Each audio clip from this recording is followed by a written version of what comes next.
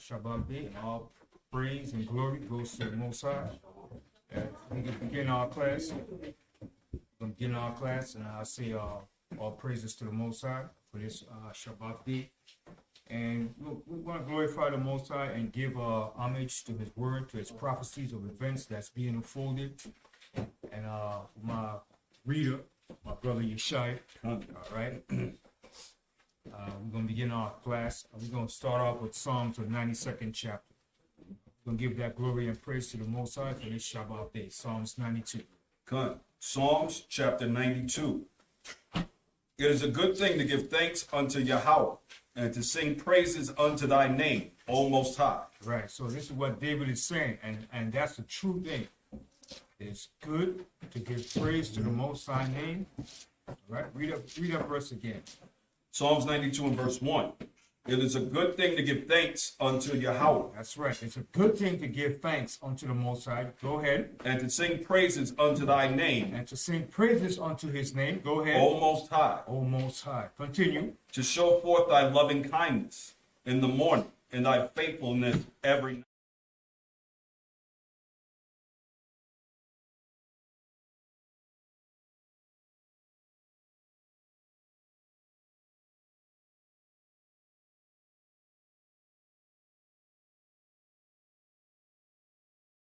That's in it. You lusting for flesh, right? You got an evil why to your brother to the right side. Niggas testify that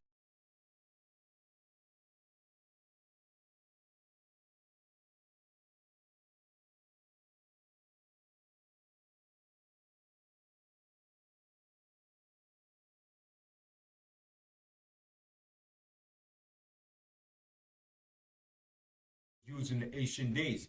And when you see a guitar is similar to a harp. When you play that guitar, you could pluck a lot of different notes on that guitar, man. All right. So David said, upon an instrument of 10 strings, and upon the psaltery, and upon the harp with a solemn sound. And that harp had a solemn sound to it when the harp was played. Saying it was a powerful string instrument. It gave out powerful vibration because music has what you call frequencies, right? And the music industry tapped into that. They knew about the frequency about music. There's different frequencies of music that control the minds of people, the feelings, all right? It controls different aspects of people, all right? Continue. Verse 4. For thou, Yahweh, hast made me glad through thy work. I will triumph in the works of thy hands. See, and we will triumph in the works of the Most High hands. Continue. O Yahweh, how great are thy works. See, O Most High, how great are thy works. Continue. And thy thoughts are very deep. And the thoughts of the Most High is very deep. The Most High thoughts is very deep. Continue. A brutish man knoweth not, neither doth a fool understand. See, but a brutish man, right, knoweth not, a carnal, simple, a man that swear he has all the degrees in the world, but no spiritual understanding of the Most High. A brutish man, a carnal man, all right? A brutish man knoweth not, and neither doth a fool understand this. A fool doesn't understand this, all right? And then you got some of these Egyptologists, they're fools too. They're brutish too. Because they don't understand the Most High and they don't regard the Most High, all right? The scientists of today, all right? The world leaders, your politicians, all right? Even some of your preachers are brutish too. And fools. Continue. Verse 7. When the wicked spring as the grass, and when all the workers of iniquity do flourish, it is that they that shall be destroyed forever. Right. So it says, when the wicked spring as the grass, and when all the workers of iniquity do flourish, it is that they shall be destroyed forever. And they're going to be destroyed forever. Okay? This is the future of the wicked.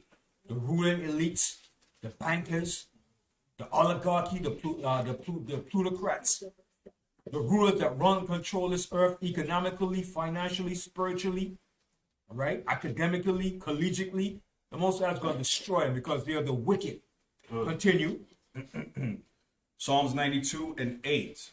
But thou, Yahweh, art most high forevermore. See that? But thou most high. Thou art the Most High forevermore. But thou, Yahweh, art the Most High forevermore.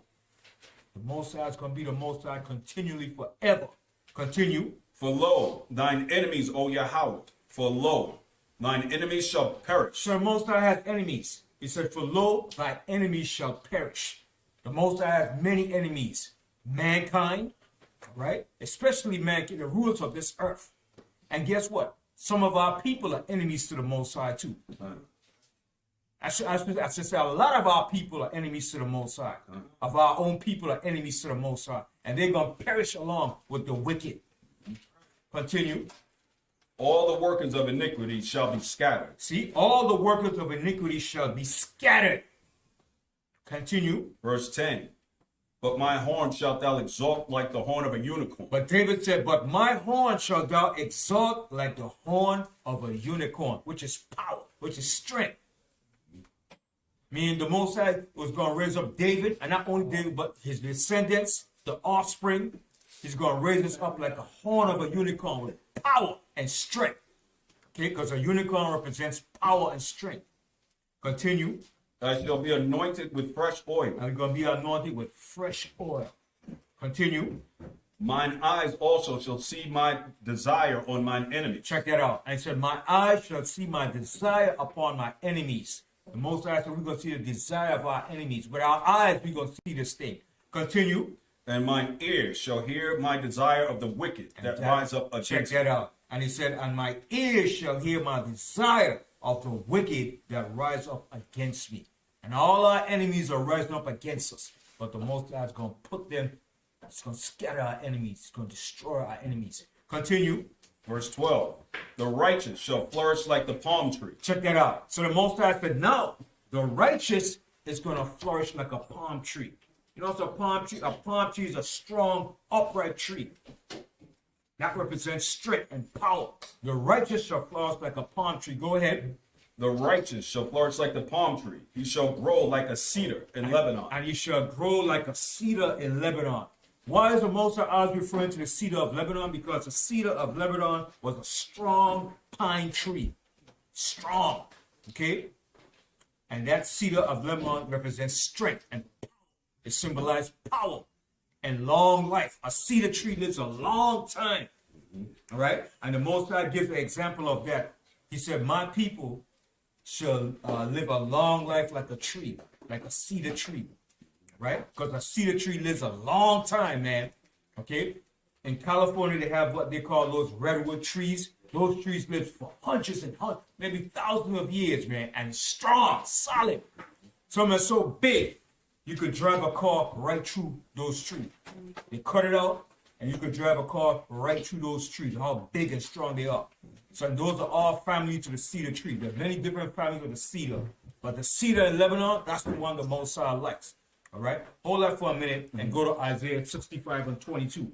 I want to give you an example of why the Most High is giving an example of a cedar in Lebanon. All right? I'm going to read that verse again where it says right here. You get Isaiah 65 and 22. It says, the righteous shall flourish like the palm tree. He shall grow like a cedar in Lebanon. Okay, that's power and strength and longevity. Read Isaiah 65 and 22. Isaiah chapter 65 and verse 22. They shall not build, and another inhabitant they shall not plant. So the Most High is showing us the future of us in our kingdom when we get back into our rulership in our kingdom. Continue. And another eat, whereas the days of a tree are the days of my people. So the Most High said, as the days of a tree, and that tree he was representing was that cedar tree. All right, go ahead.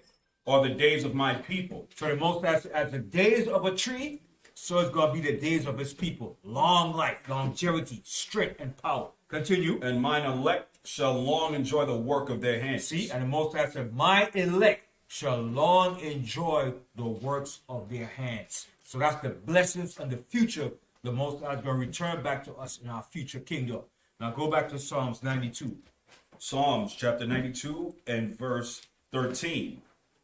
Those that be planted in the house of Yahweh shall flourish in the courts of our Elohim. Now, how we going to flourish in power and unity and strength when the Most High reestablish the children of Israel back into their kingdom. Continue.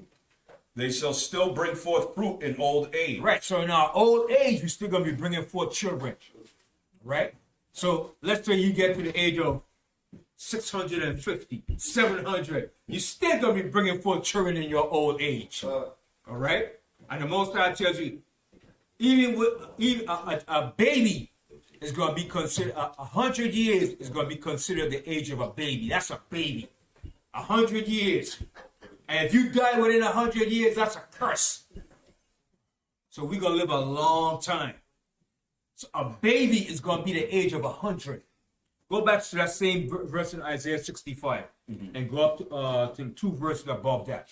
Okay, good. Isaiah 65 and 20.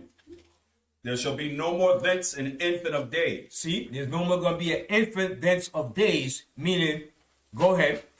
Nor an old man that hath not filled his days. Right, so an old man's going to fulfill his days. Continue. For the child shall die in 100 years. So if you die in 100 years, that's a baby, that's young. Today, 100 years, you say, you old. But in the future kingdom, you die of 100 years, you a baby. What are you doing dying so young? All right, continue. But the sinner, being 100 years old, shall be accursed. So if you die 100 years, that's like being a sin. That's like a sin. That's a curse for you to die at such a young age. Continue. And they shall build houses. Okay, that's it. Now go back to Psalms 92. So the Most High, in our old age, we're still going to be bringing forth fruit, man. Okay? Just like in the days of Noah and Adam. Noah brought forth his children when he was 500. All right? 500. Okay? And then when he got down to Abraham, it started to diminish. Because Abraham lived to be 175 years. All right? So showing you the Most High meant for us to live immortal. But because of sin and wickedness that reigned from Adam all the way down, the Most High cut off our lifespan. Continue. Psalms 92 and 14. They shall still bring forth fruit in old age. They shall be fat and flourishing. See that? We shall be fat and flourishing. Continue. To show that Yahweh is upright. To show that the Most High is upright and he's true, what he said and what he's going to do. Go ahead. He is my rock, and there is no unrighteousness in him. And the Most High is our rock, and there is no unrighteousness in the Most High. All right. So hallelujah. Praise the Most High for that. Hallelujah. So today's class, we're going to touch on the events of the image of the beast. Right? Because the image of the beast is very important. And that image of the beast represents something in particular that we live in and that we're moving into now. Right? And I'm going to tell you, the image of the beast today, they had it long time planned out, man. And they had it right in front of our eyes all the time. All right? The image of the beast, right? It's right on their money, man. And what's ever on their money is what's going to come to pass. You see on the back of the dollar bill? On the back, read it for me, Yeshua. On the back of the dollar bill, under the pyramid, what they have there? In the Latin? Top and bottom? Yeah. Back to the dollar bill. Annuit coeptus novus ordo secularum. Right. Novus ordo secularum means announcing the new world order. The birth of the new world order. That's the image of the beast that they're moving forward to. Their new world order. For the elites, the oligarchy, the plutocrats, the financial bankers, to establish their world kingdom over us. Okay? And to enslave all the earth. And for them to continue their rulership. That's their new world order. To continue their rulership under a new world order. And to enslave all mankind, especially the children of Israel. Yes. E pluribus unum. Right. Out of many comes one. Right. So out of what they call the different nations that they're trying to create, under the new world order, they're going to have all the nations up under this banner. But the elites, the bankers, the plutocrats, the oligarchy are going to be the top rulers on that pyramid scheme. All right? That's the pyramid scheme.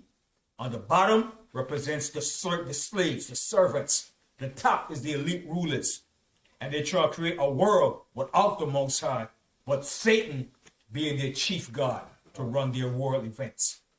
That's the new world order, the image of the beast. And we're going to show in the scriptures. All right? Because I was like wondering, it had me for a word puzzle when it says the image of the beast. But when you go back to Revelation 13, you see when it says they exercised all the first power of the first beast. The first beast was the Roman Empire.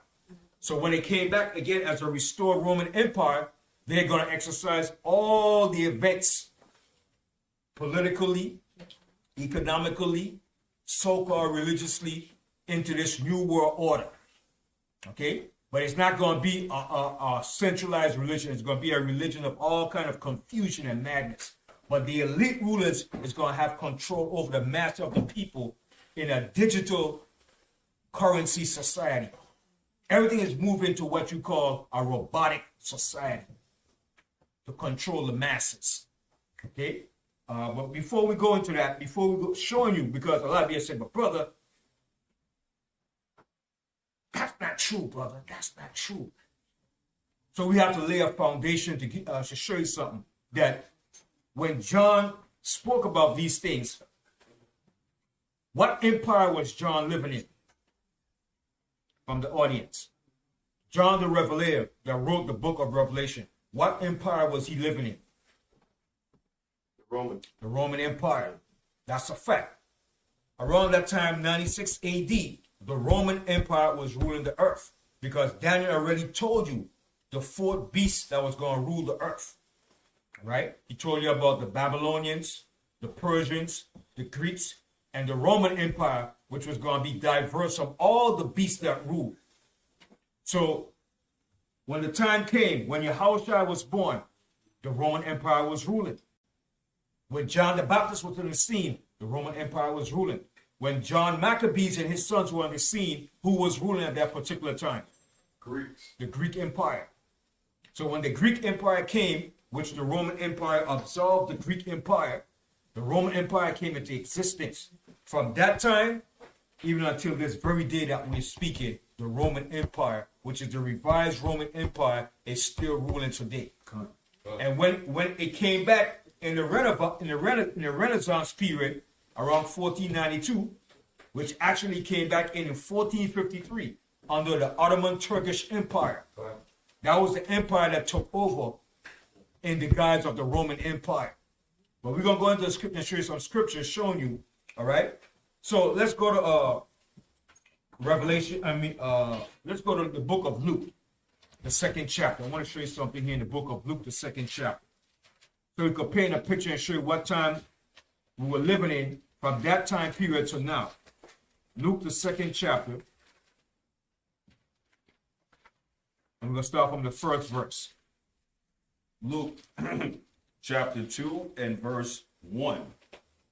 And it came to pass in those days that there went out a decree from Caesar Augustus. So it's letting you know who was ruling. Caesar Augustus. All right? This was the first Roman Empire. The first Roman Empire of the Roman Empire. Caesar Augustus. Okay? And he was born in 27 BC. No, actually, he was ruling from 27 BC to 14 AD. All right? And he was one of the greatest Roman Empire. During his time, he reformed the Roman Empire. All right? He developed networks of roads, courier systems, and he created an empire of taxation when he ruled. So he developed networks for roads, for the courier system. All right? He established where the roads for the Roman Empire, where the traveling could be better accessible, right? And he developed taxation in the Roman Empire. So this was the time of the Roman Empire when they was ruling. At this time, the Roman Empire was in existence when Yahushua was on the scene, when John the Baptist was on the scene, all right? So his true name was Gaius Octavius. Caesars were just title. Just like you have Pharaoh, presidents, these were titles for their names. But his name was Gaius Octavius. Okay? Caesar Augustus. He was ruling during this time. Continue reading.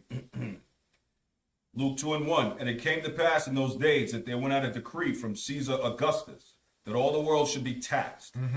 And this taxing was first made when Cyrenius was governor of Syria. These were all Romans who were ruling over the different provinces of what you call the Middle East. Syria, Jordan, Israel, Egypt.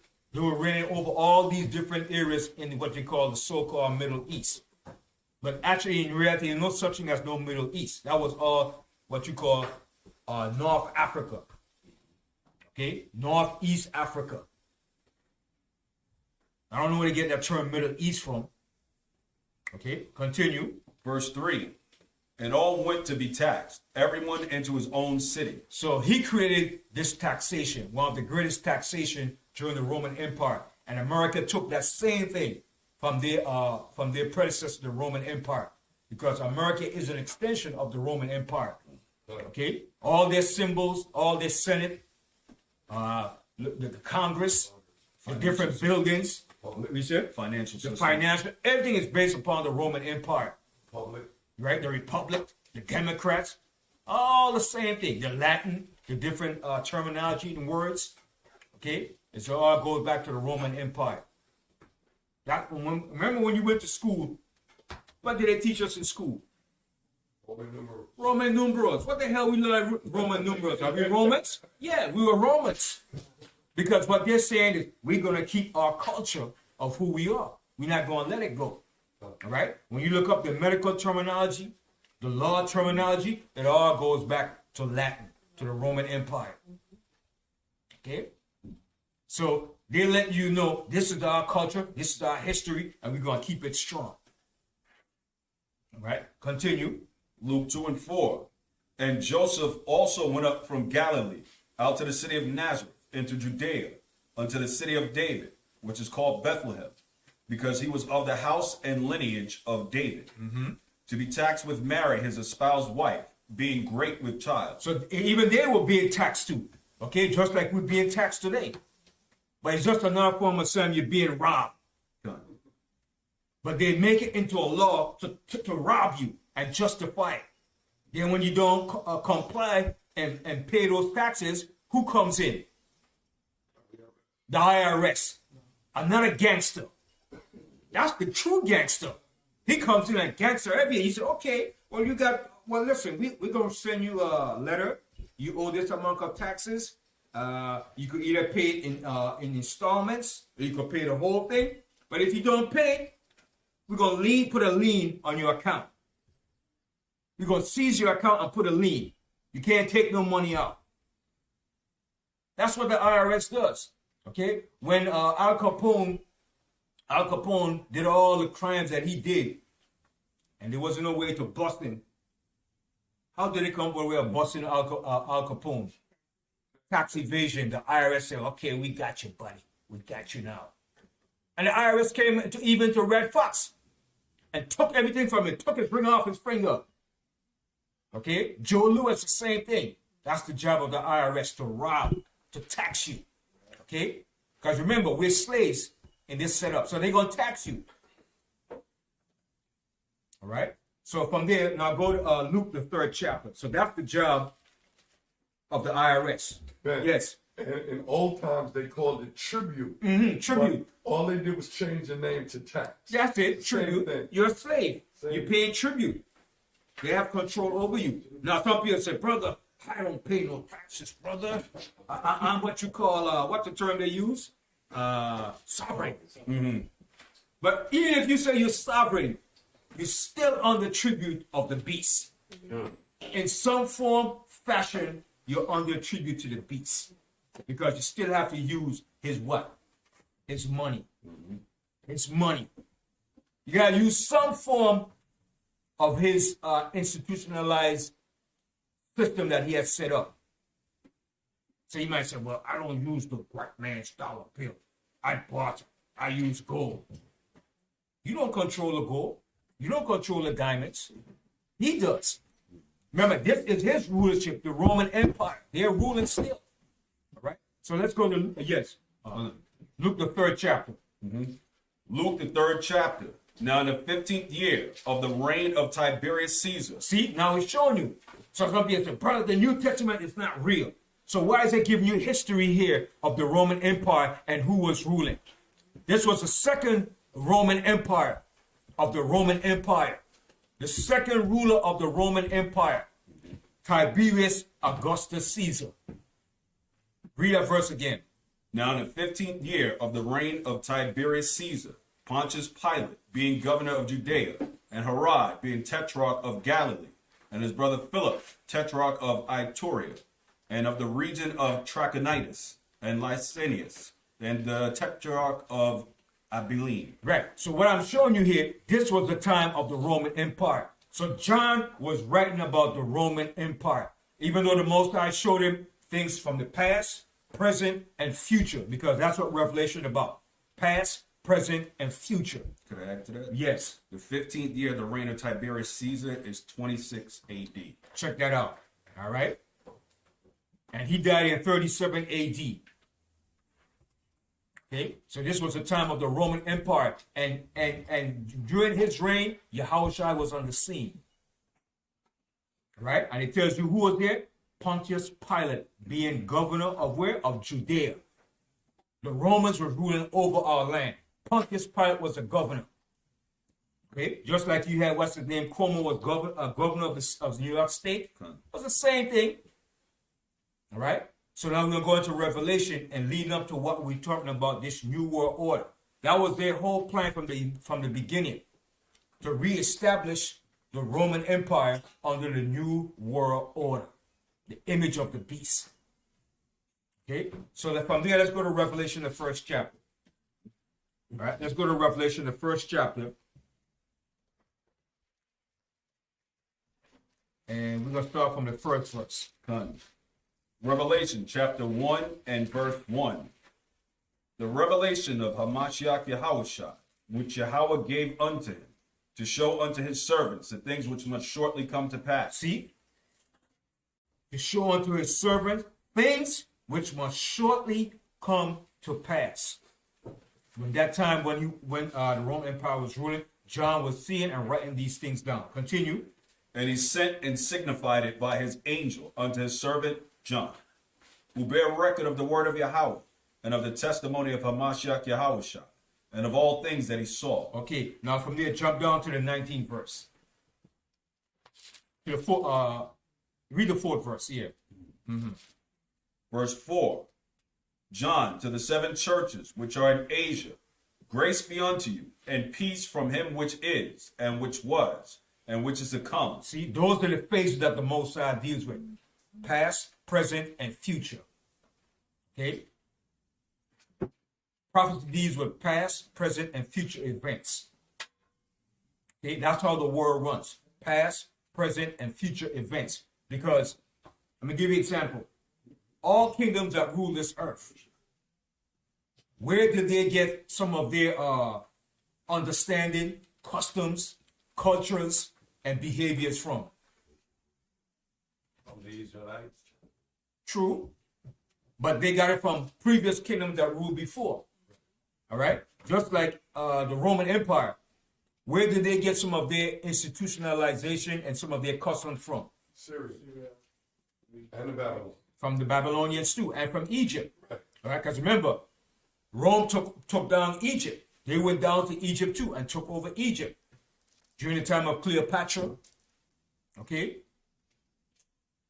You hear about the Ptolemies, the Greek Empire. All of them took from different empires that ruled prior before them, and they took some of their ideas, customs, philosophy, and added to their rulership.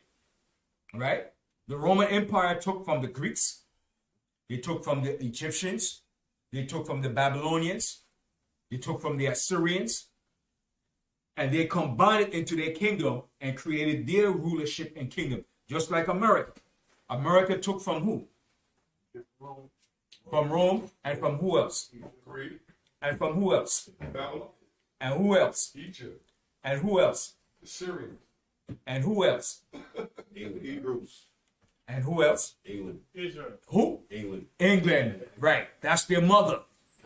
They took a lot of their ideas and custom from their mother, the British Empire. Okay? Because England was the mother country over America before it got its independence. All right? So a lot of Americans are what? Are British. They're not such thing as Americans. Right. They're all British. You just have an American accent and they claim they're American, just like the people in Australia.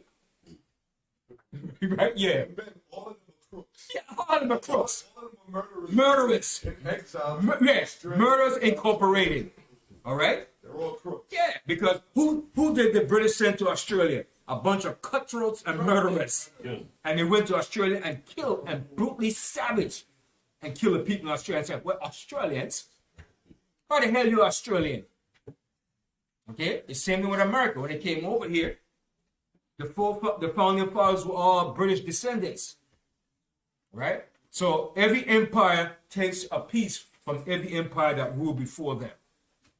And then they create and put everything together, and then they come up with their own, they add from the different ideas and ideology and customs and ways of ruling a kingdom and create their own empire. That's what the Roman Empire did. But the Roman Empire became diverse from all the other kingdoms that ruled. What made the Roman Empire diverse from all kingdoms that ruled? What made the Roman Empire different from all the previous empires that ruled in the past? They let all nations come in unto them and be a part of their system. Right. And what else did the Roman Empire do that was different from the other kingdoms that ruled before?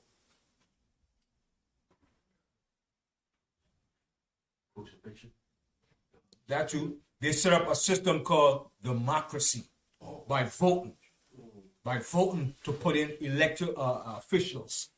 Okay? And the Romans didn't wear crowns. All right? Other empires wore crowns. Egypt, Babylonian, Persia, they wore crowns upon their heads. What did the Romans wear upon their heads? A wreath. Like leaves. Right. And they set up a government based on a Senate, a republic, and what you call a so-called democratic to rule the people. But behind the scene, who's actually running things?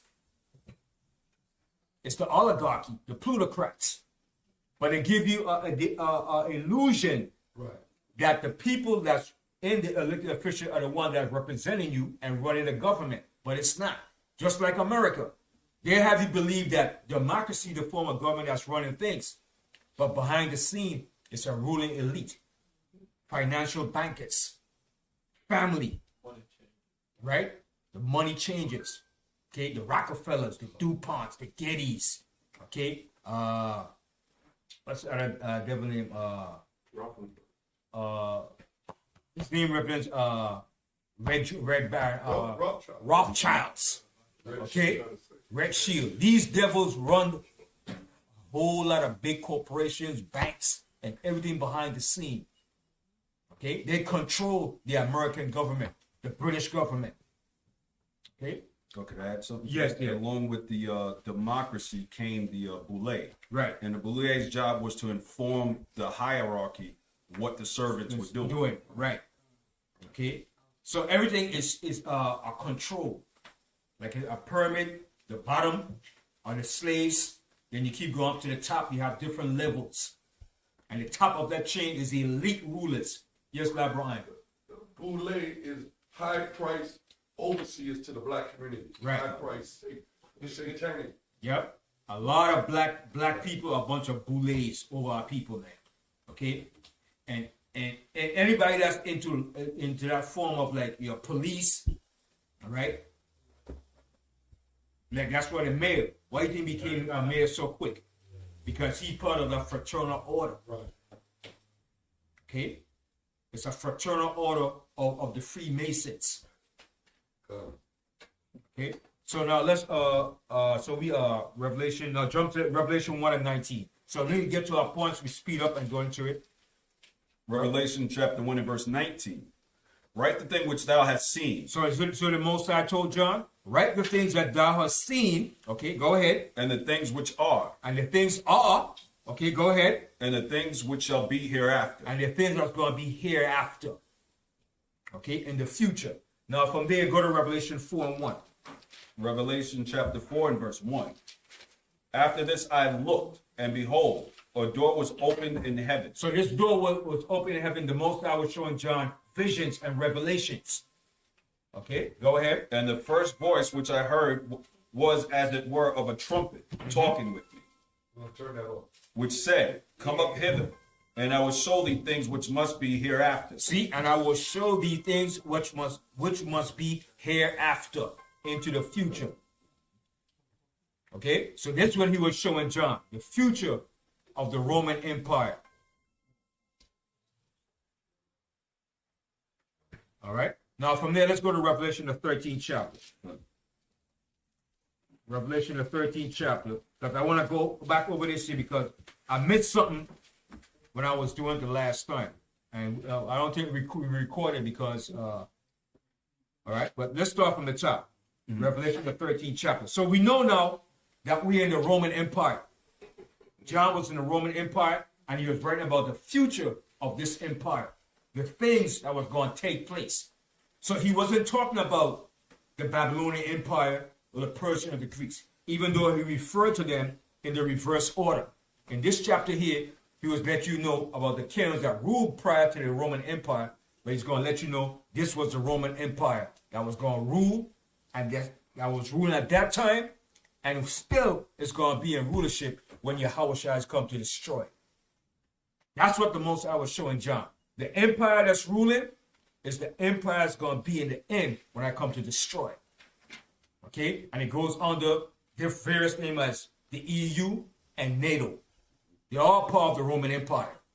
The revised Roman Empire. America too, Britain, all of them are part of the Roman Empire.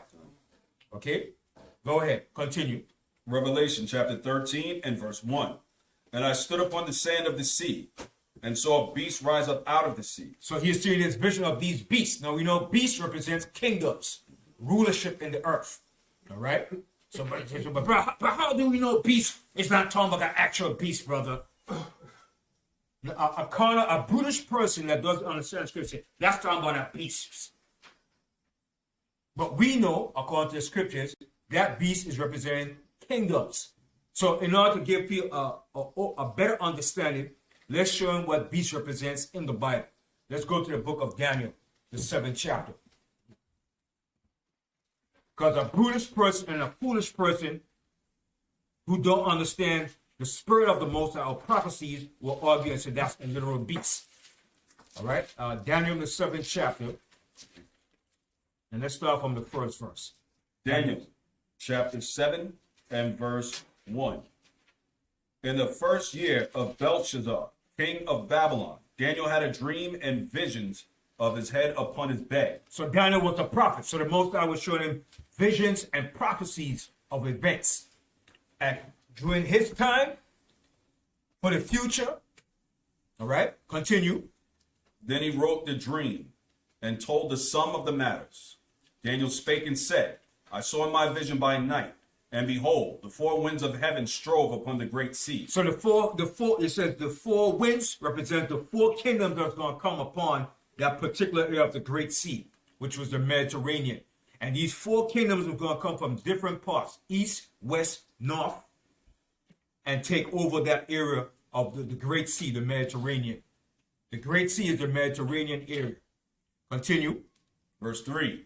And the four great beasts came up from the sea. So he said, four great beasts came up from the sea. Continue. Diverse one from another. Each one was different from the other. Continue. The first was like a lion. So he's giving an example. The first was like unto a lion, which was the Babylonians.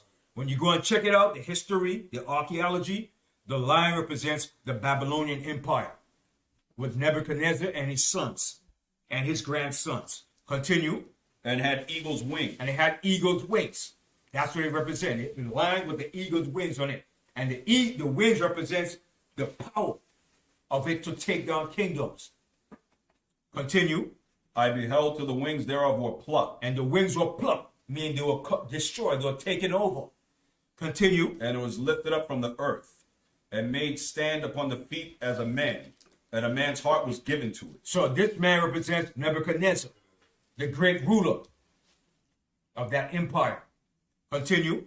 And behold, another beast, a second, like to a bear. So another beast came after him, after that Babylonian empire, and the second was the Persian Media Empire. That's history. All historians know this. That's a fact. So Daniel was given a direct vision of world empires that was going to rule the earth in succession of time. Continue. And it raised itself up on one side. So it raised up itself on one side, came to great power.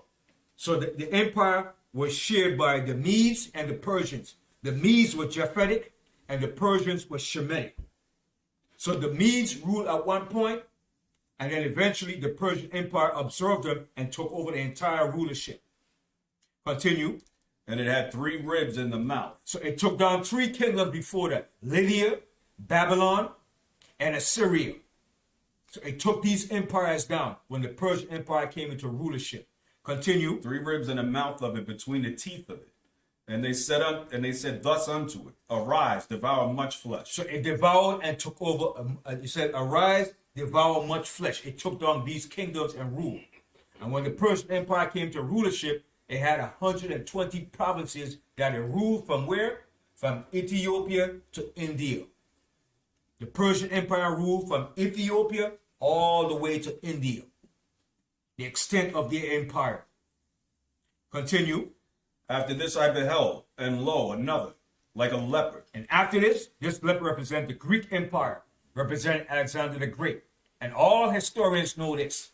So when they want to get a reference to history, they go right back to these prophecies to prove that these prophecies were accurate and came to pass. Alexander represented the leopard because he wore what? A leopard skin on his back. That was his trademark. Yep, a leopard skin on his back. And he took down all what you call the dark nations before him. He took down all of them, especially the Persians. He put a whipping on the Persians, man. Okay? He took down Babylon, Egypt. He took us down. All the dark nations that was in that era, he took them down and subdued them. Okay? Continue. Which had upon the back of it 4 wings of a fowl. The beast had also 4 heads. And he had 4 heads. Those 4 heads represent his 4 generals. When he died, he parted his kingdom, and his 4 generals ruled the known world. East, west, north, and south. The Ptolemies, the Seleucid dynasty, all right? The Cassandras, all right? They took over and ruled the earth. When the Greeks came to power, that's what the white man said. He always boasts about Greek history. Greek was the first civilization. No, it wasn't. It was the first to take over and rename and change everything for the white man's glory. Because when the Greek came to power, they took down all the nations and renamed the names, the landmarks of the nations and the people, and put Greek names over it. That's why today, when you read history, you read about nations having Greek names. Mesopotamia, Egypt. These are all Greek names. So when they came to power, they put their Greek names over the lands that they conquered and renamed the people and changed the boundaries here. I was going to say the words archaic and arcane or antiquated means anything before the start of the Greek Empire. Right. So their history, as far as they're concerned, starts from the Greek Empire forward. There's nothing that exists prior to that. And that's why the white man takes so much pride and glory in the Greco-Roman Empire.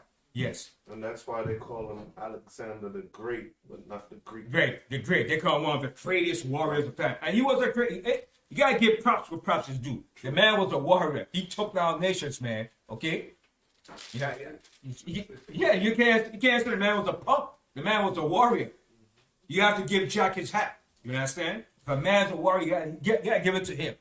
Yes. Yeah, real quick, I want to say, and I looked at him and I studied, and I looked it up. He was only 4 feet 11 inches tall. Like Napoleon. You understand? So, yeah, all nations had great warriors of their own people. Even though Israel is the greatest warrior, but every nation had great warriors amongst them, man. You can't take it away, man. Right? He was blessed with a sword, too. Yeah. And he knew that. Yes. I just wanted to read 2 quick verses. Wisdom of Solomon, chapter 2, verse 8 and 9. Let us crown ourselves with rosebuds before they be withered. Let none of us go without his part of our voluptuousness. Let us leave tokens of our joyfulness in every place, for this is our portion and our lot is this. Right, and that's what the elites, the rulers of the earth, that's the way they think. All right, let's take control of everything, control all of the voluptuousness, the wealth, the glory of everything before we die. That's the way they think. Yes, that's their thinking process, and that's their idea of the rulers of this earth. So Alexander, when he took over the earth, he conquered, and he said he did it in a short space of time, man. In 12 years, he took down all the known dark melanated nations of the earth. Okay?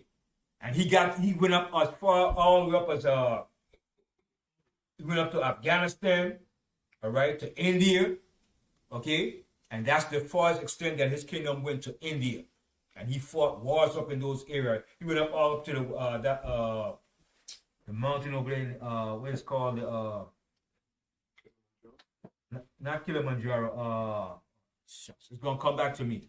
But he went close to the border of Pakistan, right? But he went up there in India, he fought wars up in those for a long time. And what happened, his men became weary of fighting because they were fighting nonstop. And they said, listen, we want to go back home, we're tired. All right? Because he fought long, extensive battle. And the Persians were no chump neither. You understand?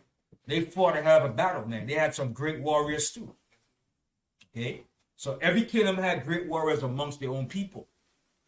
Right? So some people might say, even though we might call him a freak, he was a homo, but he fought. Okay? He fought for his rulership of their kingdom. And he set that name for the generations to come after. Okay? Go ahead. Yes. You want to blow something short? Okay. Go ahead. Daniel 7:7. After this I saw in the night visions, and behold, a fourth beast, dreadful and terrible. So this fourth beast now was dreadful and terrible. This fourth beast was the Roman Empire. Oh my goodness. These boys wasn't no joke. They took down the whole entire earth. Okay?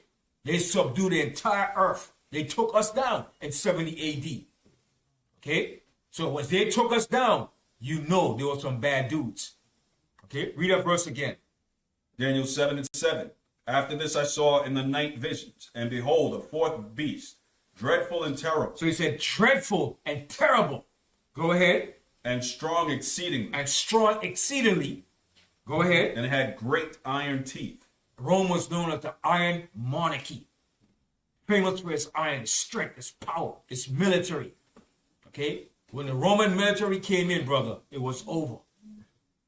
Especially when they formed that turtle formation, it was over. Continue. It devoured and brake in pieces, and stamped the residue with the feet of it. And it was diverse from all the beasts that were before it. See, it was different from all the beasts that ruled before him. Go ahead. And it had 10 horns. And it had 10 horns. And after that 10 horns today, you had what you call today the European Union, okay? The 10 common markets, all right? So it started from back then up until this present day, the EU, NATO, okay? So it's still in this form today, the Roman Empire, from back then to now. So when John saw this in Revelation, let's go back to Revelation now. When he saw these beasts, Revelation 13, and he saw these beasts were empires, rulership that was going to rule the earth in different succession of time. So let's read that verse again. Revelation 13:1. Revelation chapter 13 and verse 1. And I stood upon the sand of the sea, and saw a beast rise up out of the sea, having 7 heads and 10 horns, and upon his horns 10 crowns, and upon his heads the name of blasphemy. Blasphemy. Everything against the Most High. Okay? So he had 7 heads and 10 horns. Continue. And the beast which I saw was like unto a leopard. So now John is going in reverse order now. The beast that he saw was like unto a leopard, which was the Greek Empire. Go ahead. And his feet were as the feet of a bear. So he's showing you the Persian Empire. Continue. And his mouth as the mouth of a lion. Which was the Babylonians. Okay? Now when you bring it up to today's standards, it represents the British Empire. Okay? Because the British Empire carried the seal of the lion. Okay? But he was going that reverse order, showing you these were the kingdoms that ruled. Okay, go ahead. And the dragon gave him his power. And the dragon gave them their power. Satan gave them their power. Go ahead. And his seat. And his seat. Go ahead. And great authority. And great authority. So Satan gave them their power. The Most High allowed Satan to give them their power to rule this earth. Continue. And I saw one of his heads as it were wounded to death. So now John said, I saw one of his heads as it were wounded to death. The Roman Empire was wounded to death. It fell. Then it came back again as a revised Roman Empire during the Renaissance period, 1492. But actually it came back in 1453 under the Ottoman Turkish Empire. And then from there, everything stemmed from what you call Renaissance, the rebirth, where everything was changed, images, history, rulership of kingdoms were changed, names, dates, appearances of people, the looks of people, whitewashing of history, okay? The false image of what they call that Jesus Christ, Caesar Borgia, who were commissioned by the popes of Rome to go around the world and paint that image. So everything became whitewashed from this period in history. Okay? No more black history. No more black rulership in the earth. It's all a white European rulership in the earth. This is their rebirth. They're given their history. They're triumphant in the earth over the dark nations, particularly us as a people. You want to say something, Shai? Okay, go ahead. Revelation 13:3. And I saw one of his heads as it were wounded to death, and his deadly wound was healed. And that deadly wound was healed during the Renaissance period. Continue. And all the world wondered after the beast. And all the world wondered after this beast because it came back into power again. Okay? But prior to the Roman Empire falling, you had black rulers, black emperors that ruled in the 2nd century AD. Septimius Severus. Okay? Then you had Diocletian. Okay? Constantinus, Valerius. These were all black emperors that ruled during that time period, during the time of the Roman Empire. So they took over the reign of European white Roman empires, and they took over that reign for a certain amount of time. And they all know Septimius Severus was black. They know that. They know that history, but they try to whitewash it. So during the 3rd century AD, from around 193 AD, you had these black emperors that ruled the Roman Empire. So when that empire fell, eventually it came back into existence again as a revised empire in 1453 as the Ottoman Turkish Empire that took over and ruled the known entire earth. Then about maybe 50, 40 years after, you had the Renaissance with the Borgias family, the Spanish, that went around and Christianized and Romanized the entire world with fake Christianity. All right, continue. Verse 4. And they worshiped the dragon which gave power unto the beast. And they worshiped the beast, saying, Who is like unto the beast? Right, who's like unto the beast? Okay, this empire was a dreadful empire. Continue. Who's able to make war with him? And there was given unto him a mouth speaking great things and blasphemy. Lies. Lies. Great lies. Okay? Speaking against the Most High. There is no God. If God is a God, he looks like us. He has to be white. Anything that represents white represents God. Anything that represents righteousness has to be white. Continue. And power was given unto him to continue 42 months. Right, which comes out to 3.5 years. Okay, continue. And he opened his mouth in blasphemy against Yahweh, to blaspheme his name and his tabernacle. And they've been doing it from back then up until the same present day that I'm speaking. Continue. And them that dwell in heaven. And those that dwell in heaven, who? Are the angels. Okay, they make fake white images of angels looking like white babies. Okay, continue. And it was given unto him to make war with the saints. And they did. In 70 AD, they made war against us. Hold that, and let's go to Luke, the 21st chapter. They made war against us, the Roman Empire.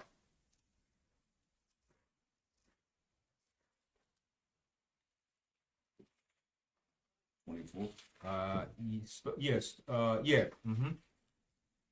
Start with yours. Actually, start from 20. Okay. Luke 21:20. 24? Luke 21 and 20. Yeah. Yeah. Luke chapter 21 and verse 20. And when ye shall see Jerusalem compassed with armies, Whose army was this? The Roman armies, the Roman Empire. Continue. then know that the desolation thereof is nigh. Then let them which are in Judea flee to the mountains. Right. So where were these mountains that we flee into? Africa. Right. And some parts of some was fleeing to Masada. Okay. Continue.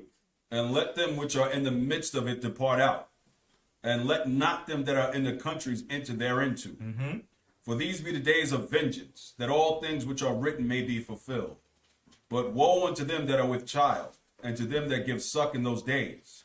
For there shall be great distress in the land, and wrath upon this people. Right. So that's what it said. They made war with the saints. From then up until this same day, they still were making war against us. Continue. And they shall fall by the edge of the sword, and shall be led away captive into all nations. And Jerusalem shall be trodden down of the Gentiles, until the time of the Gentiles be fulfilled. Right. So when it says until the times of the Gentiles be fulfilled, what does that mean? Till their rulership is over. Till their rulership comes to an end. Okay. So the Roman army, they destroyed Jerusalem and cut us off.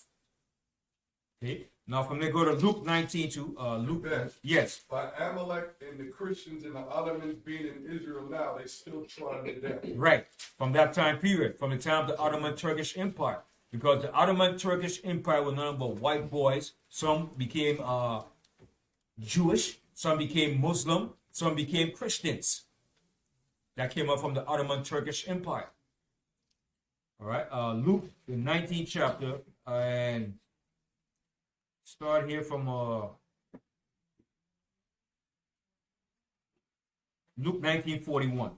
Luke chapter 19 and verse 41. And when he was come near, he beheld the city. So when Yahushua beheld and came near to the city, go ahead. And wept over it. Yahushua wept over Jerusalem because he foreseen the great destruction of our people and what was going to happen to us and to Jerusalem. Continue. Saying, if thou hadst known, even thou, at least in this thy day, the things which belong unto thy peace, but now they are hid from thine eyes. So he was speaking to the elders and rulers of our people during that time because they were blinded and ignorant too. Continue. For the day shall come upon thee, that thine enemies shall cast a trench about thee. So he said, your enemies. He didn't say friends. He said, your enemies. Go ahead. Shall cast a trench about thee, and compass thee round, and keep thee in on every side. Right. He was going to put a siege or embargo on Jerusalem. Continue. And shall lay thee even with the ground, and thy children within thee, and they shall not leave in thee one stone upon another. Right. So every stone of every building was cast down in Jerusalem when the Romans came and destroyed our city. Go ahead. Because thou knewest not the time of thy visitation. All right. Now go back to Revelation. And read that 7th verse again. Oh, Revelation. Yeah. Revelation chapter 13 and verse 7. And it was given unto him to make war with the saints and to overcome them. See, and he did overcome us. Go ahead. And power was given him over all kindreds and tongues and nations. And power was given to him over all kindreds and tongues and nations. So when you say you're sovereign, you're not really sovereign because the Roman Empire is still ruling over you. They still have some form of control over you. I might tell you, I'm sovereign. I don't depend on the white man. You might depend directly, but he's still controlling and ruling every aspect of the earth. Economically, financially, okay, militarily, academically, collegiately. When you want to get any form of approval, you have to get his approval of certificates.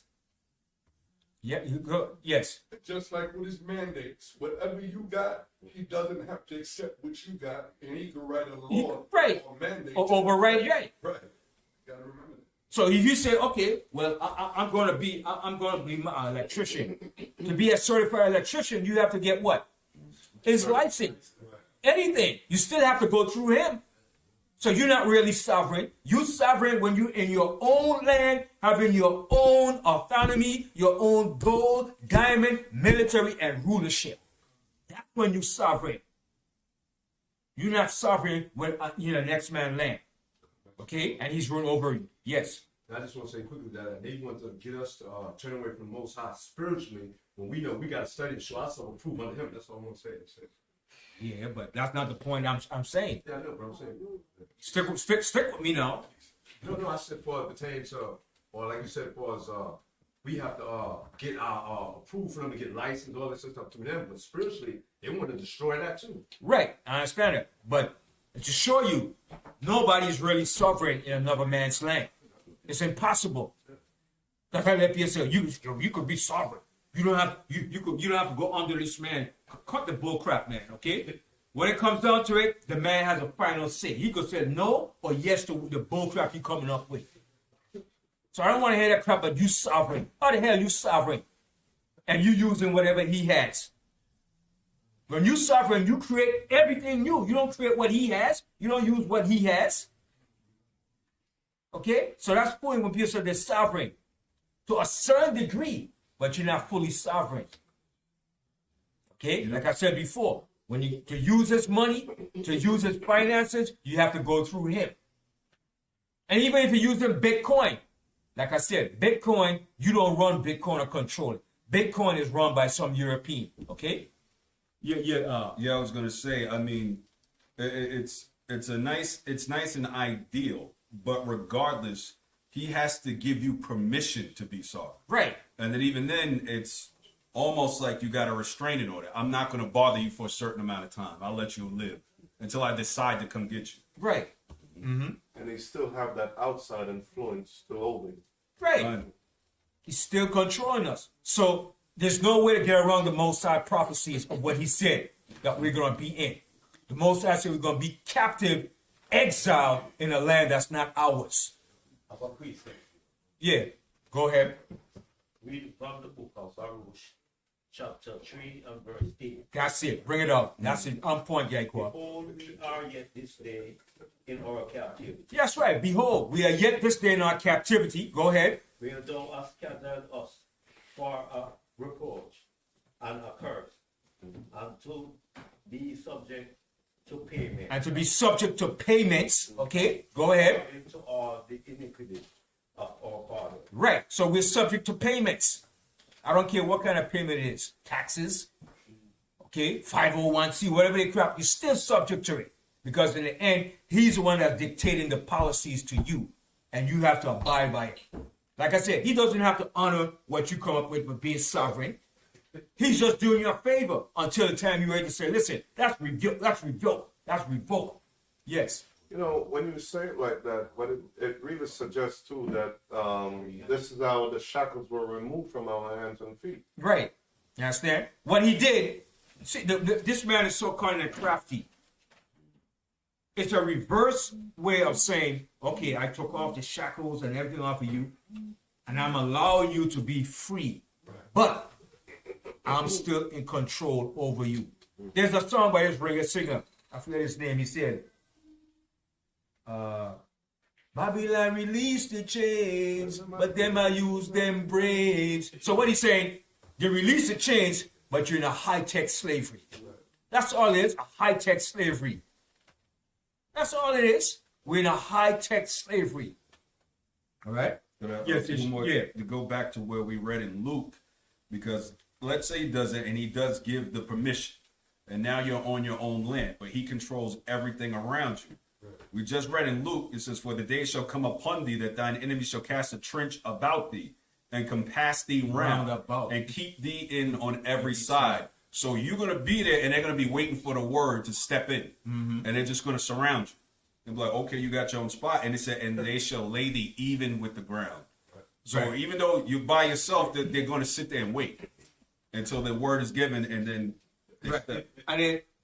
And when you go back to that same verse, when you bring up to today's standard, that the practice that they use today is called what? When they put a siege around your country, what is it called? Embargoes. That's the same tactics they got from the Roman Empire. Embargoes. Instead of going to war by killing you physically, they do what? They starve you out. Wait you out. Take away your resources, your money, and your wealth. So they let you sit and starve. Okay? That's a cruel, vicious way. That's a different tactic of warfare against people, man. I think that's worse than if you go to war against them straight up. Because what they do, they don't allow you to trade, buy, or export none of your goods to nobody. They're confining you. Yes. And that's what they said to Russia yesterday. I don't know if a lot of people caught it, but they said if Russia go to the Ukraine, we're gonna do something real serious. We said economics. Yeah. We said economics. That showed you it's not really about guns, bullets, and Right. They cut you off. They cut you off. Yeah. Put an embargo on Russia. Right. And see now today that the world is linked to the cyber network, it's easier to cut you off economically from the world because everything is linked to the WW World Wide Web. Right. Yes. So the way how he's planning on doing it also by cutting Russia off is also to go to the 10 European Union Right. and all those other people that's in the, what they call that union? The EU, the European Union, Yeah. the NATO. That NATO. one too. And everybody's going to be on board with it. And that's how Russia is going to be starved out. Right. But what it's going to do is going to force them Right. to actually go into the stage of the Most High said, you're going to bring the troops up into the valley of Jehoshaphat. Right? That's just the rumors. Right. When they go into the valley of Jehoshaphat, it's over. That's that's the end time. But what they're just doing is just rumors. It's building up. It's just fanning the flames. Right? Because Russia is going to go along with it to a certain degree. You understand? And America is talking all that talk, but they don't really want to go to war against Russia. They don't. Okay? Because all of them is up under that same protocol of the New World Order. Russia might say, well, but Russia is falling in line with the New World Order too. Yes. But this is just like how prophecy come to life. Like you said, rumors and rumors. Iran talking, all they do is talking right now. So that makes it a rumor, especially if it's not seen on the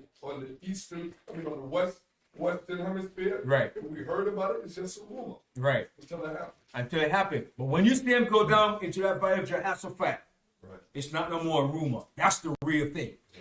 That's when it's getting heated. Okay? Continue. We would 8. Revelation 13:8. And all that dwell upon the earth shall worship him, whose names are not written in the book of life of the Lamb, slain from the foundation of the world. And that's what people is worshiping this beast. Okay, go ahead. If any man have an ear, let him hear. He that leadeth into captivity shall go into And captivity. that's a fact. Go ahead. He that killeth with the sword must be killed. And with they're the going to sword. be killed with the sword. Go ahead. Here is the patience and the faith of the saints. And this is the patience and the faith of the saints. This is what we're waiting for. Faithfully waiting and patiently waiting for this to happen. And it's going to happen. Continue. Verse 11. And I beheld another beast coming up from the earth. So John has seen another beast now. And who is this other beast that's coming up from the earth? Who is this beast? America. Right, America. Go ahead. And he had 2 horns like a lamb. So he had 2 horns like a lamb. Now you know horns represents power. And he had 2 horns like a lamb. So his representation of what he is, he's coming up like as a lamb. A lamb represents what? Peace. Peace, innocency. Okay? Nice. So America is coming up as a peaceful kingdom. But what's going to happen in the end? Go ahead. And he spake as a dragon. And he spake as a dragon, meaning he's bringing out draconian laws and ways. Now he's doing the same thing his empire did before him. And he spake as a dragon, speaking with deceit, with lies. with evil intents. Okay? Because today, right, they say in the Constitution, they made what? Certain amendments. The First Amendment right, the Second Amendment right, freedom of religion, freedom of this. Are they respecting those rights now? No. So now they're speaking like a dragon. How is it you don't respect religious mandates, but you said religious freedom? So they're going against what their Constitution said. They're going opposite to what they started up as saying they were, as a peaceful nation. Now they're really showing their true colors of what? As a devil, the dragon. And that's the state that we're in now. Continue. Verse 12. And he exercises all the power of the first beast before him. See? And he exercised all the power of the first beast that was before him. So exercise means to do what? To do what? To do it. To do what the empire before him was doing. So he's bringing back everything that the empire did in the past. He's bringing it back to life now. So he's going to bring forth what? His new world order. Continue. And he causes the earth and them which dwell therein to worship the first beast. See? And that's exactly what he's doing. He's going to cause the whole entire earth to go back and worship the first beast that was before him. Continue. Whose deadly wound was healed. Whose deadly wound was healed when it came back into power. The revised Roman Empire. Continue. And he doeth great wonders, so that he maketh fire come down from heaven on the earth. And he's doing great wonders, man, with his technology. Okay? And how do he make fire come down from heaven? Nuclear bombs using his ELF. All right? Electromagnetic lasers. Okay? Laser technology. That devil has perfected that thing, man. That laser technology. And he's going to use that to fight against the return of Yahushua, but to no avail. To no avail. Because he knows that's what the angels use too. The angels use laser beam effect. He went into all this here. Satan showed him how to fight this warfare against the angels. But he's not going to win. But what Satan didn't show them is how they were going to win this battle. He gave them the idea and technology how to fight the war, but they're not going to win. All right? Because they got their plans to fight against the Most High and the angels. It tells you in Revelation, the 12th chapter. There was war in heaven. They go fight against the angel and the return of Yahushua. Continue. And maketh fire come down from heaven on the earth in the sight of men, and deceiveth them that dwell on the earth by the means of those miracles, which he had power to do in the sight of the beast. Right, because he had that power from Satan. Go ahead. Saying to them that dwell on the earth, that they should make an image to the beast. That they should make an image to the beast. Back then, in the beginning stage, an image to the beast was what? Back in the early part of the Roman Empire, what was the image to the beast that they made? Eagle. The eagle and what else? The image of Caesar Borgia. Oh, yeah, correct. All right. That was the image of the beast that they created back then. Right. Okay? But today's standards now, you're going to see that image is something different. Continue. And deceiveth them that dwell on the earth by the means of those miracles which he had power to do in the sight of the beast. Saying to them that dwell on the earth, that they should make an image to the beast, which had the wound by a sword and did live. And he had power to give life unto the image of the beast. So he had power to give life unto the image of the beast. And that power came through who? Satan. And who else? Physically. Who gave authority for all religious Oh, the Pope. edit? The Pope. To the papacy. To the popes. Right. He gave the decree. And the decree went out to all what you call the Catholic Church. Because Catholic means what? Universal. That's the church that was ruling the entire earth, the Catholic Church. And the Pope gave the decree or the edit. He made certain edit and it went forth. That would be the papal bull. Yeah, right. The Pope gave the decree and all the churches under the cardinals, the priests followed that edit that the Pope decreed. Okay, continue. That the image of the beast should both speak and cause that as many as would not worship the image of the beast should be killed. And how did that happen? How was that created? Crusades. Right, through the Crusades, the different ministry of the churches, the Vaticans, the Jesuits. Okay, so they imposed and forced that, and they caused the image to speak. How did the image speak?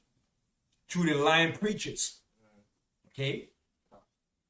Yes. And through television and radio. Through television, when that came further down the line. But back then it was what?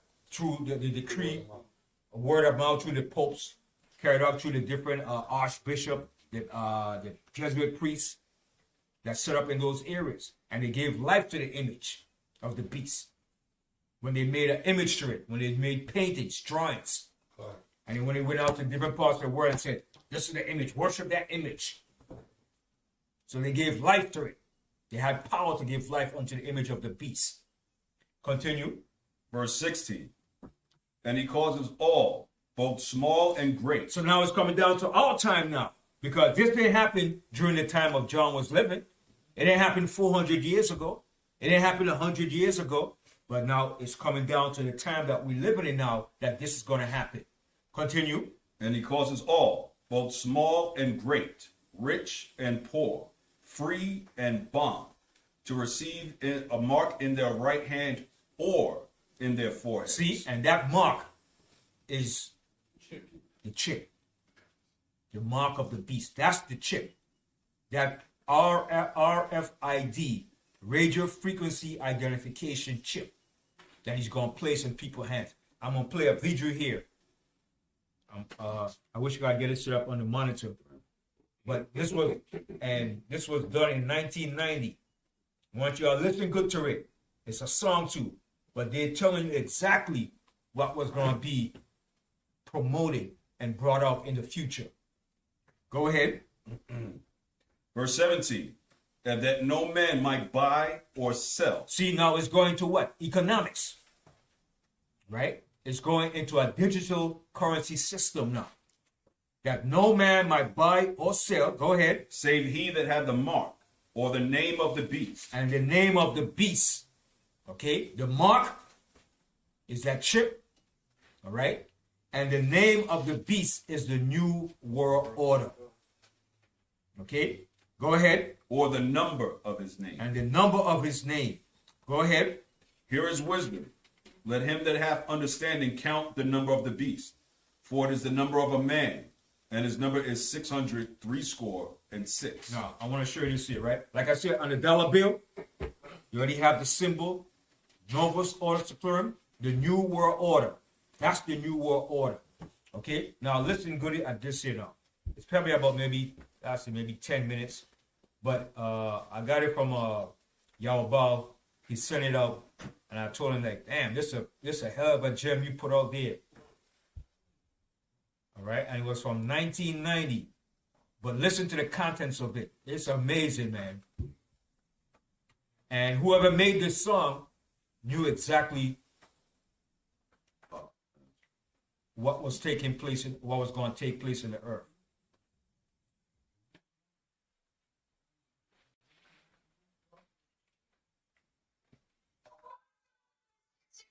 Hear it?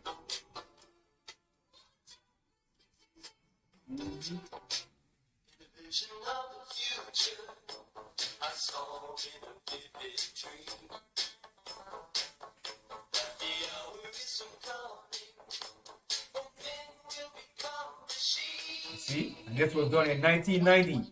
Is shaping up to be a very big year for the Neuralink brain-computer interface.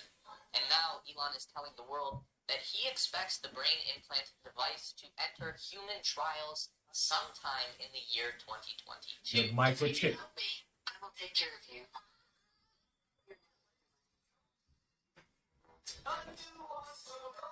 See, New World Order. Has changed. Our ways have changed.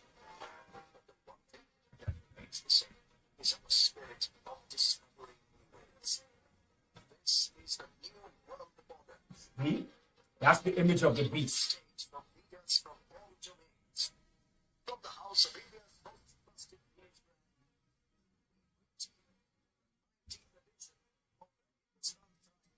Leadership.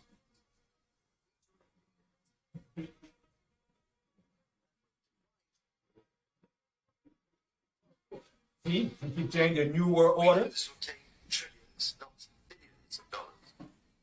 Here we need a vast military-style campaign to marshal the strength of the global private sector, with trillions at its disposal. Tesla CEO Elon Musk is officially the richest person ever. Far beyond global GDP, with the greatest respect, beyond even the governments of the world's leaders.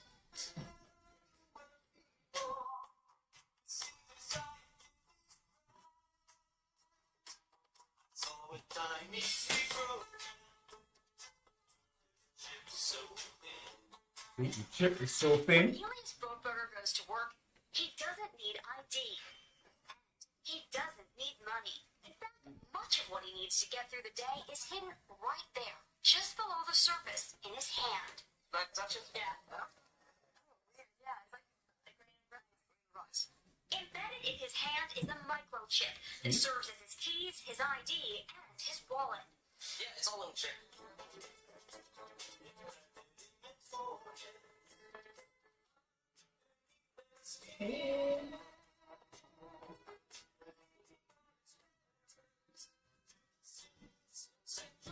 But everything's gonna be linked to the system.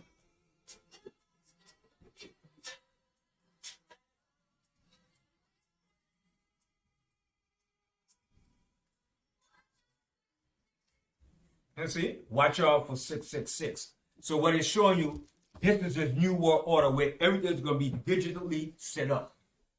All right? Everything's gonna be computerized in the system to keep you track. All right? And what's the link up to that is what? The precursor to using what? What he called the vaccine stage. That's the stage that is being set to get you introduced by getting familiar with getting shots, booster shots and vaccines to work up to that final climatic where he gives you that final mark of the beast. All those components are in the vaccine. That's going to be linked to the system. Yes. That's like a form of domestication, right? Right. And control over the people. Oh, let me Yes. add something to that. Yes. So 2 things happened in 2013 under Barack Obama. There was a thing of the being able to patent human beings, and this was with altering of the DNA. And the second is, I'll read it here, the Brain Initiative. I remember when he gave that speech. It says, in April 2013, the president announced the launch of the Brain Research through Advancing Innovative Neurotechnologies Initiative. So prior to the president coming out, this was already set up to happen. Yep. They just finally made it happen. Right. And who was the first president to make this speech on the New World Order? Let me see if the audience right here knows. Bush Senior. Right. Bush Senior. And he said it before they went to war against Iraq. All right. He said, this is the New World Order. So that's the image of the beast that they're trying to promote and get to that point. To create the New World Order. And the New World Order is what? What is the New World Order basically? What is the New World Order? The audience. What is the New World Order basically in one word? Total control. Total control over the masses of the people, enslavement of the people, right? To bring about all his high tech, his economical, political, and fuse it into one world power run by the elites, the plutocrats, the oligarchy, and the financial bankers, enslaving all the people in the earth, and to rule without the Most High, to have a rule where Satan is their God in the earth. Yes, Yeah, Lord, right. Obama, when he was president, he said yes, because you people do not know how to take care of yourself. Yeah, you need to be governed. You need to be governed. governed. Totally. Right. And that's their whole objective. And they got that from who? Where did they get that concept from? What empire did they get that concept from? Babylon. Roman. I see Babylon. Grecian. What was the first ruling empire in the earth? Roman. No. Egypt. They got it from Egypt. From Egypt. On the dollar bill. Look at the dollar bill. Where does everything goes back? To Egypt. The pyramids. The all-seeing eye. That all-seeing eye in the pyramid was the eye of Horus. The eagle represents the prince of Egypt, the bird of Egypt. All that concept goes back to Egypt. They got that from the Egyptians. The Egyptians were the same way. Everything you see the white man doing today, the Egyptians did. Okay? The Egyptians were a bunch of devils too, man. They weren't no nice people, man. They enslaved us. They hated us. And they felt that the whole world and everything belongs to them and everybody was their subject and slaves. They had the same mindset. They're a bunch of elitists, proud, arrogant. That's why the Most High said, when the Most High go to Zechariah, I'm sure it's Zechariah, when the Most High said for the families, and the first one the Most High singled out was who? Egypt. Because they were the proudest and most arrogant bastards that hated the Most High and the Most High people. Let's go to Zechariah and share real quick. And the white man is taking all of his ideologies and customs and practice from ancient Egypt. Zechariah, the 14th chapter. I'm sure right here. So they get all this straight from Egypt. Because the Egyptians were a bunch of devils too. Zechariah 14 and start from the 16th verse. Zechariah chapter 14 and verse 16. And it shall come to pass that everyone that is left of all the nations which came against Jerusalem shall even go up from year to year to worship the king. Right. So all the nations that came against us, okay, when Yahushua finished destroying them, they're going to come up to Jerusalem and worship the king. Because they're going to get a great beat down. Okay? Yahushua is going to beat these nations down. And they're going to have no other recourse but to worship the Most High and his son Yahushua in the future kingdom. Continue. From year to year to worship the king, the Adawan of Sabaoth, and to keep the Feast of Tabernacles. Right. When we get back in power, the earth is going to be right under our vibration of the Most High. Ain't going to be no Christmas, no Easter, no Halloween. It's going to be the Feast of Tabernacles. It's going to be all the high holy days of vibration in the earth. That's right. Continue.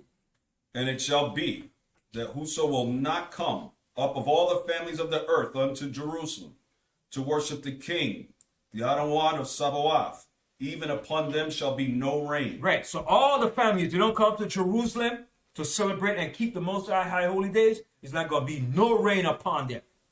Continue. And if the family of Egypt go not up. See, so the Most High singled out Egypt because they are the proud bastards. And that's how the white man patterned his kingdom off of Egypt.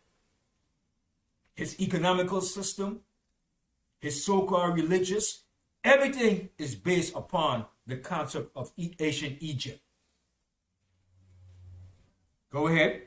And if the family of Egypt go not up and come not, that have no rain, there shall be the plague, wherewith Yahweh will smite the heathen that come up not to keep the Feast of Tabernacles. So you see how important the Feast of Tabernacles is? That's in the future, in our kingdom. Go ahead.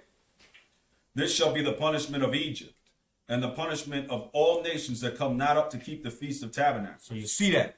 And that's going to be the punishment of Egypt and of all families. That's why the Most High said, this place is a resemblance of ancient Egypt. Spiritual Egypt. Because everything that's been done here was done back in Egypt. The same way they treat us in slavery, Egypt did the same thing too. Okay? And I want to share something about Egypt too. All right? Because the Most High said Egypt was going to be a base country. It was never going to rule over the nations no more. Physically. But spiritually, the vibration is still ruling over the earth. Go to Ezekiel. I'm sure something ready. Ezekiel.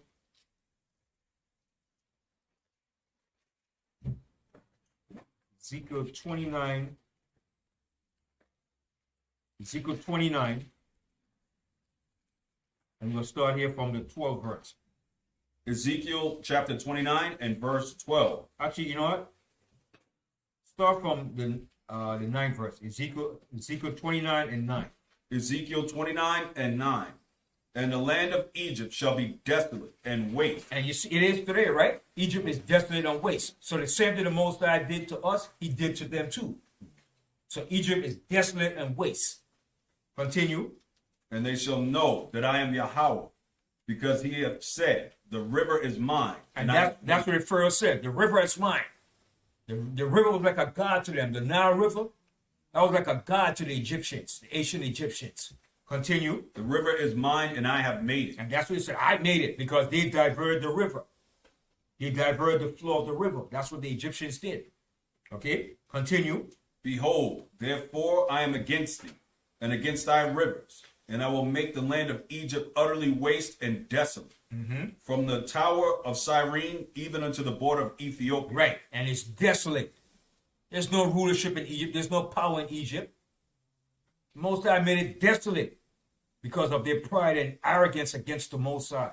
Continue. No foot of man shall pass through it, nor foot of beast shall pass through it. Neither shall it be inhabited 40 years. At that particular time, Most High said it's going to be desolate for 40 years. From the time that the Babylonians took it over and destroyed it, it was going to be desolate for those 40 years. Continue. And I will make the land of Egypt desolate in the midst of the countries that are desolate. And her cities among the cities that are laid waste shall be desolate 40 years. And I will scatter the Egyptians among the nations. So the Egyptians were scattered amongst the nations. The true Egyptians were scattered amongst the nations. Among which nations were they scattered? In Africa. Sudan, and where else? And where else? And where else were they scattered? Kenya. Right. And some of them were scattered into West Africa too. But the most of them were scattered into the Sudan and into Ethiopia. Right? A lot of the people in Sudan are true Egyptians. They're the Egyptians. Those things you see over there talking about. Those are Ottoman Turkish babies. Okay? Ottoman Turkish Greek babies. They're not Egyptians. This way, we're Egyptians. They're not Egyptians. Now, who was the Egyptian? And he got assassinated in the 80s was who? That's it. The Prime Minister. Anwar Sadat. Anwar Sadat. Gamal Nasser was the Egyptian too, but Anwar Sadat was a true Egyptian. He was the first black Egyptian president of Egypt. And he was assassinated. Anwar Sadat. He was an Egyptian. All right, continue. And will disperse them through the country. And they will disperse through the countries. Just to see where the Most High disperses, they will disperse through the countries in those areas. Continue. Yet thus saith Yahweh power, at the end of 40 years will I gather the Egyptians from the people whither they were scattered. And I will bring again the captivity of Egypt, and I will cause them to return into the land of Pathros, into the land of their habitation, and they shall be there a base kingdom. And Egypt is a base kingdom today. It's a base kingdom. It's not coming back to rule. So all these evil charges, all they're doing, Egypt is not coming back to rule. Never again. The only kingdom that's going to rule this earth is the children of Israel. That's right. Forever and ever. Ain't no other kingdom going to rule this earth when this white man goes down. It's over. Finito. All praises to the Most High. Continue, reading on. Verse 15, it shall be the basis of kingdom. And it shall be the basis of kingdom. So all you evil charges, your endeavors are dead. Egypt is not coming back. And you're not going to rebuild Egypt. It's dead. Continue.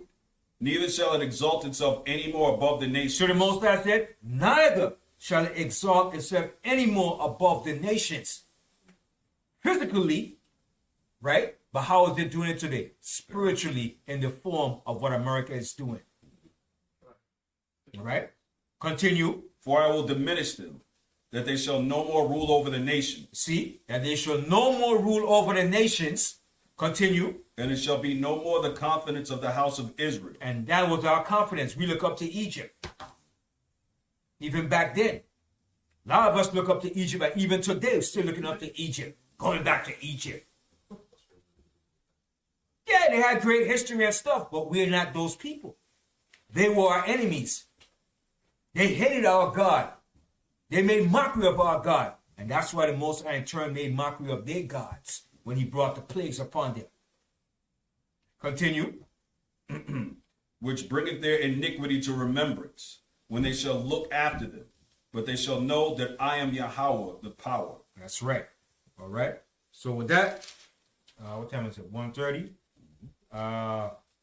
Before I close off the class, anybody have any questions? Oh, I do have comments, one. anything? I wanted Yes. to expound on that. I looked more into that brain initiative, right? So it says in April 2013, the president announced the launch of the Brain Research through Advancing Innovative Neurotechnologies Initiative, a bold new initiative focused on revolutionizing our understanding of the human brain. So what year did I say it was? 2013. Pay attention to that. The Brain Initiative is one of the administration's grand challenges, ambitious but achievable goals that require advances in the science and technologies. Since the president announced the Brain Initiative, dozens of leading technology firms, academic institutions, scientists, and other key contributors to the field of neuroscience have answered his call and made significant commitments to advancing the initiative. Top neuroscientists also have developed a 12-year research strategy for the National Institute of Health, NIH, to achieve the goal of the initiative. So it said the initiative is 12 years. What's 12 years was 2013. 2025. That's 3 years off. That's the initial goal. That's the goal they're trying to reach to. All right. So they pushing for that. That's the initial goal of their new world order, and it's going to be fused with also what you call transhumanism. All right. So they pushing all their goals and their endeavors, and they have a certain time period to fulfill that, because they know the time is short. Their rulership in the earth is short, but they want to relive it by reestablishing and bringing forth their new world order. So that's the image of the beast, the new world order. Yes. I was watching a video that you did recently, and I think you was talking about the 400 years. And I just noticed something here that I believe this is where you got this, where you were saying in the video that Ethiopia was owned by the Egyptian, even from one side to the other, towards the Nile River. Right. And I realized, is this where you got it from here? Partly to here, and from history to here. Okay. Yeah. Thank you. Yeah. Because Egypt was a vast empire, and their empire stretched into even way up into past Israel, going to Syria, up in that area. All right. I remember Nubia was down in the Sudan area, and a lot of their captives came from Ethiopia. Remember, when Egypt was ruling, Ethiopia and Egypt was always in rivalry for their rulership. I remember Moses was a general in the army, and he fought against the Ethiopians.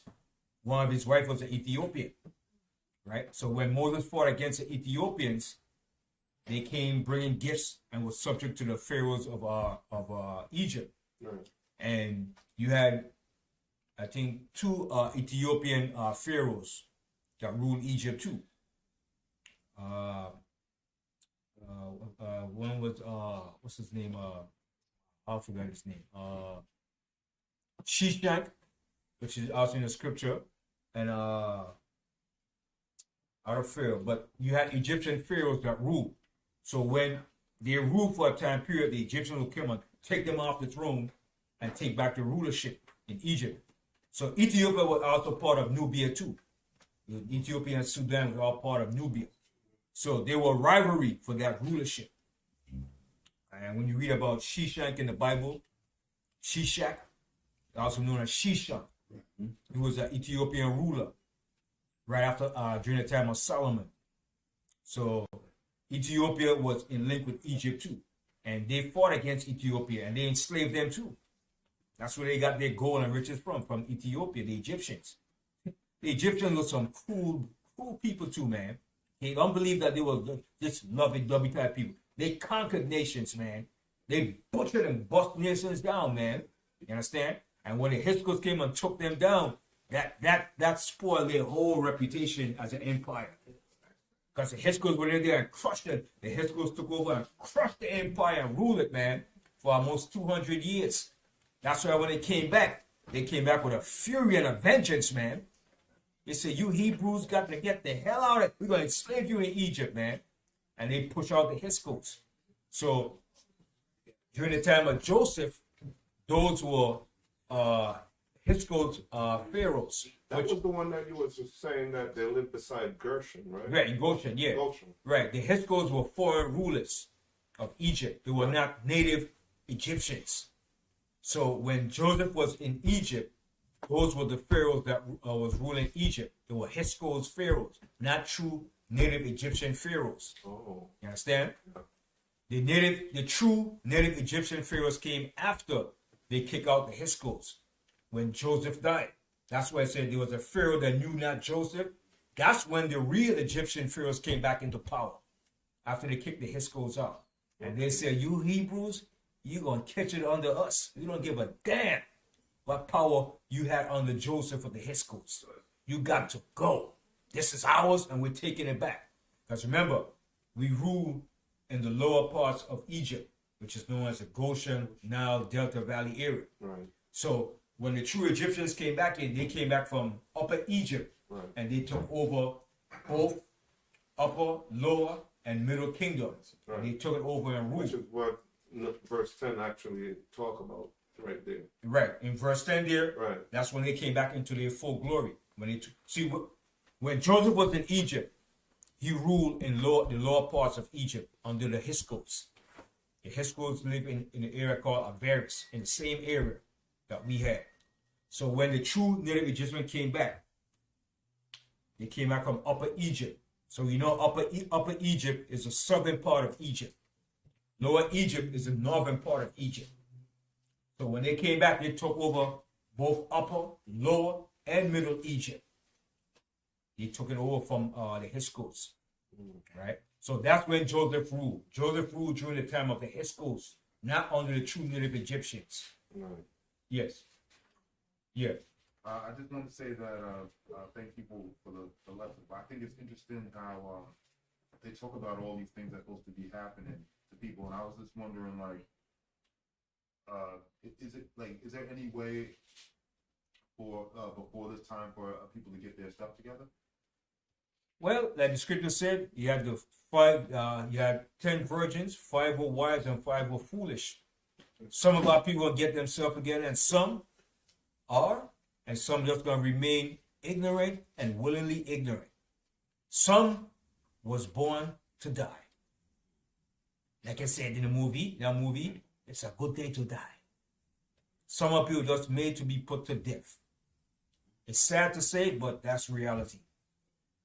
Most I said, let the multitude perish that was born in vain. All right? So some of our people is going to get it together and some is not. Those that are wise is going to understand what the scripture is saying, and they're going to prepare and get themselves together. That's what a wise man does. That's what Solomon said, thou sluggard, go to the ant and watch the ant, how the ant operate. He's giving an example how the ants move.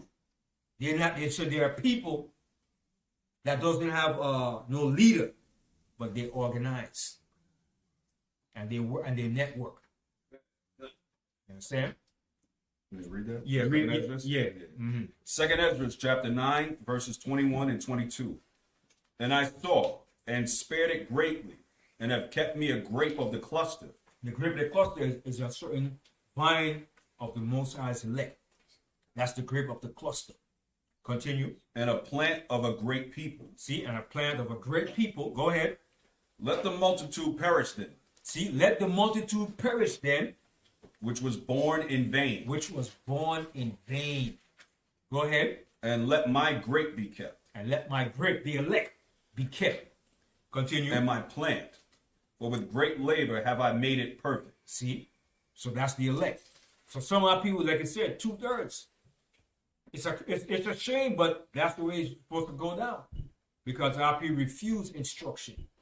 They refuse knowledge. They reject the Most High. They love this world. Most High said, love not the world, nor the things of the world. Right? Can you just call that scripture back again for me? Oh, that was second Esdras 9, 21 and 22. Thank you. Mm-hmm. And yes. The recording that you did, you said it came out in the 90s? In the 90s, 1990. What was the name of it? Watch out for the 666. Who was it by? I don't know, but it beats so good. Watch out 4, then 6, 6. Yeah, the beat is so yeah. All right. Reading that scripture, Yeshua in Proverbs, what Solomon said, go to the ant. I think it's Proverbs 4. Go to the ant, thou sluggard.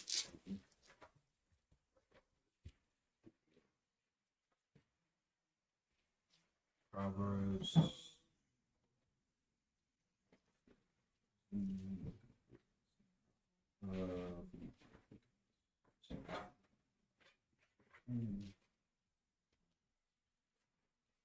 I think it's Proverbs. Let's see. Yeah, I'm gonna take a spool.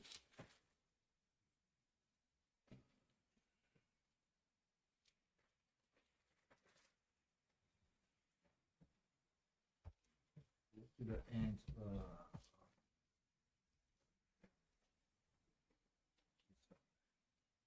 6. 6th chapter, right? Yeah. Okay, yeah, starts at verse 6. You want me to start at 6 or go before? Proverbs 6 and 6.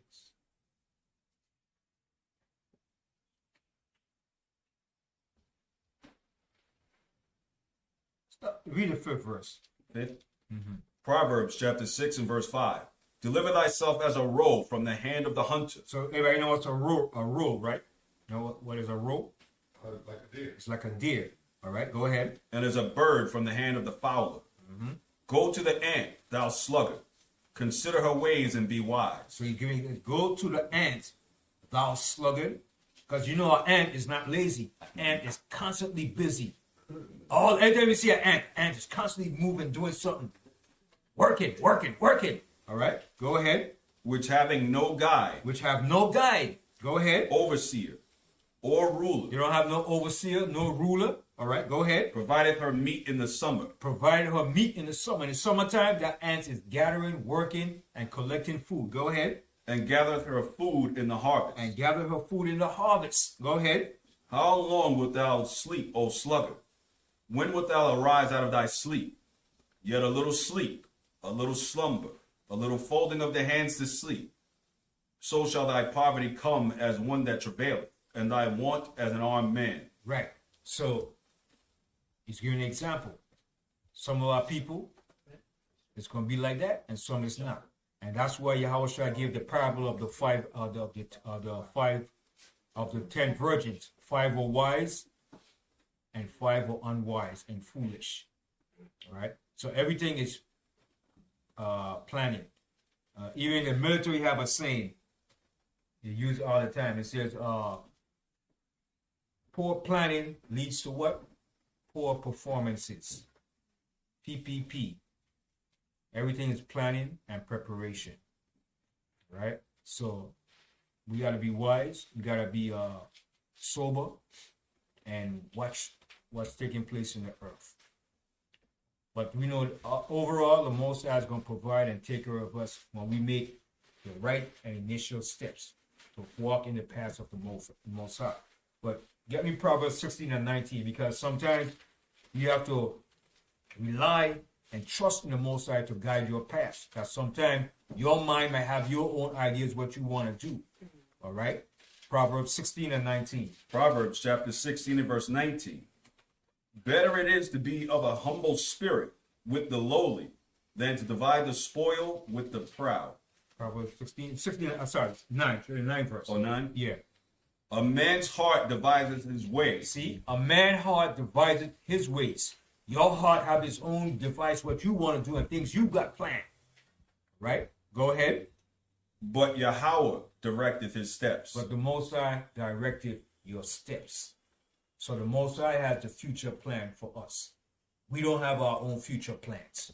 The Most High has the plans for us. We just have to follow and ask the Most High to show us his plans. All right? So with that, I say shalom, shalom, shalom, shalom to all our people. Kwam Yasharallah. Kwam Yasharallah. Shalom. Shalom. What? To what?